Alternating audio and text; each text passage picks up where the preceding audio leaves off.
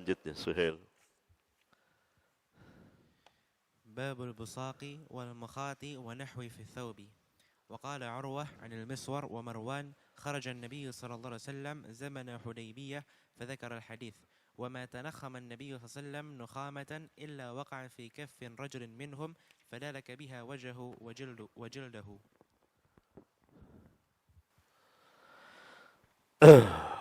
Babul buzak. Buzak adalah ludah dan riak.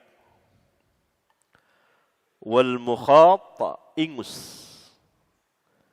Wa nahwihi dan yang semisalnya fi thawb yang ada di pakaian atau meludahi di pakaian gitu. Diludahkan begini misalnya. Bahkan atau ingus ini. Apakah najis? Jawabnya tidak. Berarti ludah, riak, ingus dan yang sepertinya muntah tidak najis. Dibawakan hadis muallaq yang dimausulkan oleh al-Imam nanti di bagian Kitabul Buyu. Dan saya pernah mensyarahkannya panjang lebar di bagian Kitabus Syurut. Hadis perjanjian, kisah perjanjian Hudaybiyah. Yang kemudian sebagian ikhwan menulisnya dari rekaman itu, ditulis dan dijadikan sebuah kitab. Saya kira sudah habis cetakannya ya. Itu kitab politik Islam. Politik Islam. Ada Al-Akh Ibn Sayni rahimahullahu ta'ala. Dia menulisnya. Pembahasan panjang ada 2 jam waktu itu. Ya. Bukan di masjid sini, masing pengajian ta'lim Sabtu di Pramuka. Ya, ini hadisnya.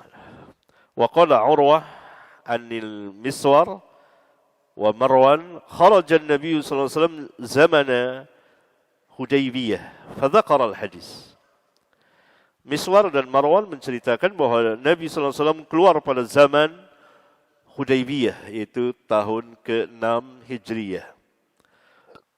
Lalu mereka menyebutkan hadis itu. Di antaranya adalah para sahabat ingin menunjukkan kepada utusan orang kufar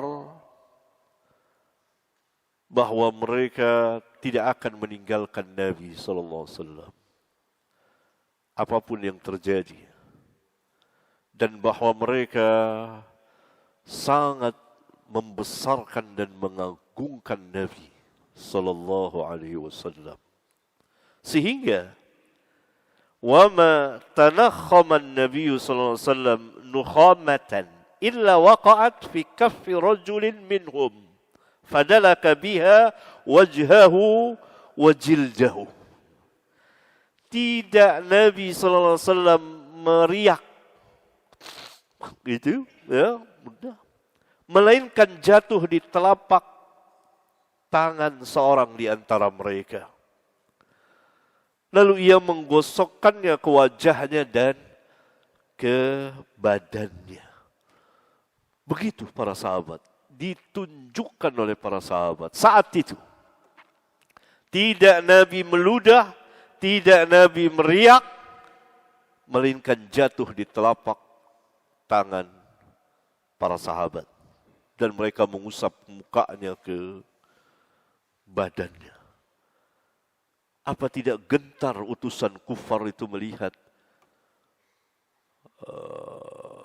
para sahabat menghormati Nabi demikian.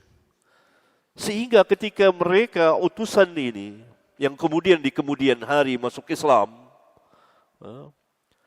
berkata kepada para pembesar Quraisy, saya ini sudah berkeliling menemui raja-raja di dunia. Tapi saya tidak pernah para sahabat mereka itu menghormatinya, mengagungkannya, membesarkannya sebagaimana sahabat-sahabat Muhammad membesarkan Muhammad.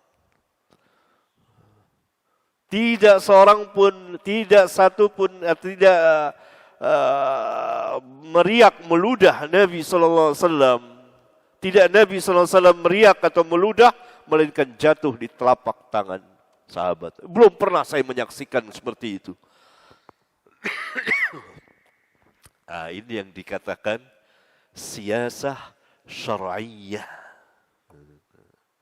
Politik Islam untuk menunjukkan bahwa tidak akan mungkin para sahabat meninggalkan Nabi sallallahu alaihi wasallam. Dan mereka sangat mengagungkannya. Saat itu ditunjukkan oleh para sahabat. Untuk apa? Menggetarkan orang-orang kufar. Begitu juga kaum muslimin saat perang di Palestina menunjukkan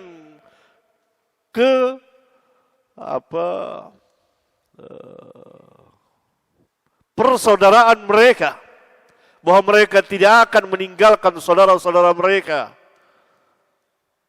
apapun yang terjadi. Terus Yahudi akan dirongrong terus. Dan itu membuat orang-orang Yahudi gentar. Tidak mungkin orang-orang Palestina yang rencana mereka akan membinasakannya. Genosid mereka tidak akan berhasil.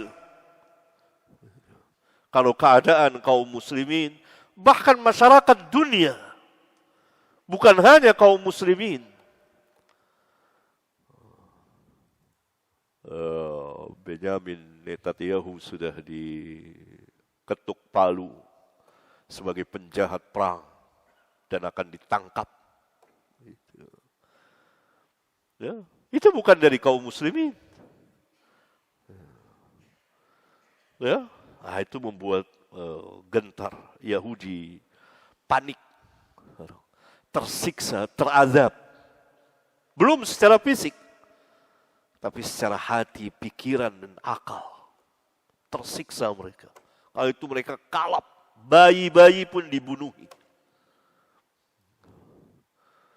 Sehingga saya sering mengatakan ini, Benyamin Netanyahu ini, Fir'aun pada saat ini.